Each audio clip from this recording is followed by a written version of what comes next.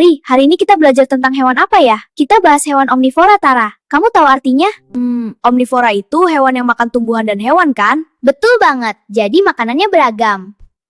Contoh hewan omnivora apa saja sih, Tari? Ada ayam, beruang, monyet, dan manusia juga termasuk omnivora. Oh iya, ayam makan biji-bijian tapi juga makan serangga. Makanya ayam disebut omnivora. Kenapa hewan omnivora bisa makan banyak jenis makanan?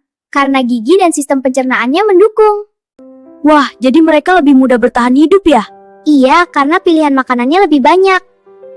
Sekarang aku paham, omnivora itu pemakan segalanya. Benar, mereka makan tumbuhan dan hewan untuk memenuhi kebutuhan energi.